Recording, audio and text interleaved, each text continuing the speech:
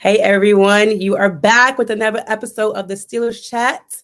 Today, oh man, I do not want to mess this up, but he's my favorite. Alex Kozora from the Steelers Depot. Did I say it right? You did. You got it. Thank you, D. Kozora, Alex. Thanks for having me on. I appreciate Yes. I got it right. I got it right. You are my absolute favorite. All my friends love you. They love the Steelers Depot. So you guys are doing amazing work out there. So Thank you. shout out to you guys. Thank you so much. Now you're killing it as well. I really appreciate you having me on. And, we're just love talking Steelers. We get as nerdy can get. And I know there's a good Yeah. community of that out there. And so we're really happy that people seem to like us. Yeah, they love you from the fans to the players. I always hear good things about you guys. So let's get into it. Shall we? Because you were at camp. You were at camp from the beginning to the end, and I want to kind of get your experience. I was able to sit with you a little bit, but kind of what was your initial run through and from the beginning? What did you see immediately that kind of stood out? Well, it was just good for this team to be back in Latrobe, PA at St. Vincent College. Hadn't been there since pre-pandemic in 2019. And that is just the rightful place of where the Pittsburgh Steelers should train and hold their summer workouts, because that's where they've been for 50 plus years. And I love Latrobe as well because that's the birthplace of professional football. That's where the actual pro game, not where football itself started, but the actual professional guys getting paid, that's the roots of where all that began. So it's just a special place to me. It's great for the local economy as well. To the more important stuff in terms of the Steelers, in terms of things that stuck out to me, the Steelers are always known for having among the most physical training camps. A lot of teams, they won't tackle once during training camp. The Steelers do it every day that they're in pads. There's some portion of a tackling session in 11v11 or occasionally some one-on-one type moments. More specifically to players, Kenny Pickett's progression. That first week that he had, it was not a good first week. But from there on, he really took off. And certainly once you got inside stadiums, his play elevated even more. So to watch Pickett go from a guy that expectedly looked a little hesitant and unsure and inaccurate at times, uncomfortable is the word to use, to a guy that really was a night and day difference by the end of camp, was really fun to watch. I like to hear that. So, what group would you say was the most impressive? And then after that, the group that maybe wasn't as impressive at all. Well, that second one's easy. It's probably the offensive line, so I'll start there. And I understand to a degree there is some grace that probably needs to be given to the offensive line, given the youthfulness of it overall. Still new pieces, new guys added, Hmm. whether you're talking center Mason Cole, right guard James Daniels, both free agent additions, Dan Moore in his second year. And also, this team's had three offensive line coaches in 3 years. And for even guys in college, guys that have only been here two, they had a guy in college, then they had Adrian Clem and Chris Morgan last year, and now they have Pat Meyer and Isaac Williams this year. And that's a tough Right. transition when everyone's teaching things a little bit differently. And Pat Meyer does have his own relatively unique spin on how to block, on how to pass protect, how do you pass set, how do you use independent hands as opposed to the more old school two-hand punches. And so the offensive line certainly looked uncomfortable. They did grow a bit by the summer's end against the Lions. They did improve, James Daniels in particular, but there's certainly a long ways to go for that unit. In terms of the most impressive position, I would say wide receiver in terms of the depth of it all. Now, unfortunately, you had some Hmm. injuries with Deontay Johnson, Chase Claypool, so not everybody was healthy and available. But George Pickens, the sky's the limit for George Pickens, and this guy can touch the sky because he's got so many Yeah. good hops out there. I mean, he was just mossing guys day after day. I think there still is refinement in his game in terms of his release package, route running, things like that. But the traits there are just off the charts. Calvin Austin, before he got hurt, was impressive as well. And then Deontay Claypool could be a weapon as that big slot receiver. So overall, that receiver room, top to bottom, even Gunnar Olszewski had a nice summer, guy we didn't know much about as a receiver. Just Mhm. just a really good room. Yeah, with Gunner, I mean, you talk to Patriots fans and I get the sense of they're like, "Oh, don't put him at the receiver position. Like returning specialist is good." But I saw great things with him in camp. I guess the rumor is he can't catch, but I didn't see that. I didn't see that at all. Did you? No, no, not at all. He had really good hands. He was a good route runner. I mean, the route tree is probably a bit limited to some of the option routes and over routes, but I mean, for a guy that played cornerback at a D2 school and made the transition to receiver in New England and only caught I think 6 or 7 regular season passes in his time with the Patriots. He looked really impressive and natural in the slot. And so, again, the top three are Johnson, Claypool, and Pickens, but you will see Olszewski rotate into that slot role some. He will get, I don't know, 15 or so snaps a game and probably make a tough catch or two in addition to his return duty. So it's just a summer, but getting eyes on him as a receiver for the first time, he looked good. Yeah, so I don't know with the lingering of Deontay Johnson. I don't know if you heard anything as far as his availability for Sunday. I think it might still be up in the air with his shoulder injury. Uh, I think that's an opportunity for possibly Gunnar to get some more time. Absolutely. You think Mhm. about two receiver sets. If Johnson can't play, it'll be Claypool Pickens. When they go three receiver, it'll probably be Claypool Pickens still on the outside and Gunner working inside in the slot. So we'll see on Johnson. I don't know for sure. My guess, and this is just you get what you pay for with my guess here. I think he'll play. It sounded like he's moving in that good direction, but hopefully the injury report later this week will better clear that picture for us. Yeah, I always like to wait closer to, the last teaser crossed, but it's really hard because you just never know what could happen. But I hope to see Deontay out there. Him signing that contract, getting that extension, you want to see him out there. Since you did bring up the offensive line, and I don't know why I thought you would. I don't know. Uh, guess we just think alike, maybe. I don't know. But Mason Cole, you gave out grades for camp, and Mason Cole got a B plus. So, what did you see from Mason Cole? That because I think he's about the best score on that offensive line. What did you see from him? Yeah, B plus for this O line feels like an A plus plus. Like it feels Right. like off the charts, relatively speaking. Cole was a guy that played center and guard. I think Arizona and Minnesota last year played probably more guard than center. I just like him as that stabilizing force in the middle. He's not going to be the next great Steeler center the way that Marquise Pouncey or Mike Webster or any of those guys were, but certainly you felt the highs and lows and a lot of lows last year with Kendrick Green. You're not going to get that with Mason Cole. He's more experienced. He's more comfortable in the middle. He's got a good, strong base and anchor. I think he picked up Pat Meyer's system quicker than the other guys overall. And Meyer's system is going to ask more of their centers and pass protection. Usually, centers, they're just kind of looking for work. They're helping the guard. This year, the guards are going to help the tackles more, and the center's going to be one on one more often in pass protection. So, Cole, not perfect, not the most athletic guy overall, but just country strong, good run blocker, and he should just not provide he won't be on the ground. He won't have all these major mistakes and gaffes that Kendrick Green understandably had last year as a rookie. So again, relatively speaking, he looked really good in terms of where he stands overall. I think solid play is what I'm expecting or looking for from Mason Cole this year. And right there is already an improvement, right? You had someone with experience in that role where you had inexperience at that role. So last year. So I think the whole fandom thought, oh, we got a new center, everything's gonna be fixed. Unfortunately, that's not necessarily the case. And I wanna, like you said, I definitely give them grace. And I want to talk about Mason Rudolph a little bit because he's the one guy people don't talk about. He just gets swept under the rug between Kenny Pickett and Mitchell Trubisky.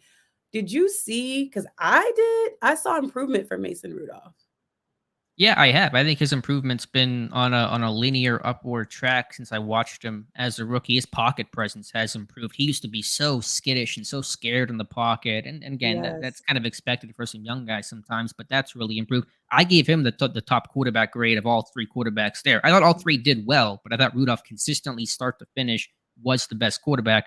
Caught a lot of flack for that, as you can probably Yeah. understand on Yeah. Steelers No. Twitter. Not happy with that. That doesn't mean I think Rudolph is the best guy now. I think he generally is who he is, but just in a vacuum, what he did this summer. And again, he's the veteran guy. He's been in the offense. You would expect him to, not have the learning curve that a Trubisky or certainly a Pickett would have. But I thought Rudolph did well, and he should be someone's number two somewhere as opposed to a number three. Will Pittsburgh trade him? My guess is no, but we'll see what happens. Yeah, that's my guess as well. I mean, you never know. You don't have the most solid offensive line. So I think keeping three quarterbacks is safe. We know what that feels like, and we don't want to go back down that road. But yes, I agree with you. I really think Mason was definitely upward, and definitely agree with you on the fact that he was a little skittish at some in the past, but I felt like he was getting rid of the ball a lot faster, more confident. There's been times where I look at him and I'm like, stop holding onto the ball, let it go, let it go. So I saw a lot of change in him, and just a season, just an off season. So I was proud. I was proud of him. I knew Kenny Pickett was going to take a lot of shining from him, but I'm glad that he got he got people talking, Mhm. and I was still a little shocked that he's not listed at number two, for some reason. But hey, that's not I my think call. just the last point on the quarterback room overall is despite all the competition and everyone wanted to be the starter, there were no big egos in that room. Trubisky, a great Yeah. leader, a great mentor. Rudolph has been super professional in what's been a tough situation for Rudolph. I mean, he finally steps out of Ben's shadow. Finally, is the could be the guy, and now he's somehow further behind this year than where he was last year, number two, number three. And again, understandable. I think Pickett could start week one. I'd be comfortable with that. So I'm not mad about the way Pittsburgh's handled things, but I do have to give all of those guys a lot of credit and kudos for the way they've handled things because they've been spectacular. Yeah, people underestimate what it's like to, have to be in front of those cameras and the media and handle all that. I think he's been handling it well since the beginning of time. Since he got there, and maybe, maybe somebody wanted him there, maybe somebody didn't, but I think he's handled it very, very well. So kudos to him, like you said. Agreed. So moving on, not on, but back on the offensive line a little bit more. There are teams that have bad offensive lines that succeed. Do you think this is one of those teams? Now that we have some mobility at QB, do you think they can overcome that line? Short answer, probably not. And usually the teams that win in spite of bad offensive lines have either elite quarterback play, elite defenses, or sometimes both. I think back to Ben in that run to win over the Cardinals when they're starting Darnell Stapleton and Justin Hartwick. You had an elite level defense and you had a great quarterback and of course some unbelievable plays in that game. Harrison's pick six, Holmes catch, etc. I think about the Bengals last year. You had a really elite level quarterback play, a super explosive offense with a ton of weapons. Pittsburgh may have some of those similar things, but Trubisky is not going to be Joe Burrow. I'm pretty confident in saying that. And so, can you be competitive? Can you be in the mix? Can you win some games with a struggling offensive line? Sure. This team did it last year. They made the playoffs despite having a probably even a worse offensive line than what they'll Mhm. ultimately finish with this year. But can you really go all the way with such an eyesore up front? Probably not. You can hide, a bad receiver room. You can even hide bad quarterback play to some extent. It's really hard to hide a bad offensive line. There's not a lot you can do to try to mask some of that stuff. I mean, they're going to run a ton of rollouts and boots and things like that. But bottom line is, unless this defense is literally the best defense in the NFL, or Trubisky just lights the world on fire, it's going to be the elephant in the room. This struggling and trying to come together offensive line. Okay. What do you have the record being this season? Oh, you're getting the hot question here. I was gonna save this for our Friday show on the Terrible Podcast, so listen to that as well. But Okay. I'll give you my answer now. I'm gonna go 8-9. That's kind of the number that's been in my head all summer, and I know a Mhm. lot of fans won't like hearing that, but I know this is Yeah. gonna be the whole Mike Tomlin first losing season. It just with an offensive line that's has so many question marks and a quarterback play that I think will be volatile. The other stat I go back to, D, is over the last 2 years in one possession games, Pittsburgh is 15. I think they're 15 and 4, 15, 4 and 1 in those games, I should say. That is the best record in football by far. And a lot of that's due to Ben and that clutchness gene that Yeah. never escaped him. Can Trubisky win those tight, close games the way that Ben did at a pace that's really hard to sustain? Probably not. And so Pittsburgh, to some extent, was kind of punching above their weight, having such a great record in those games.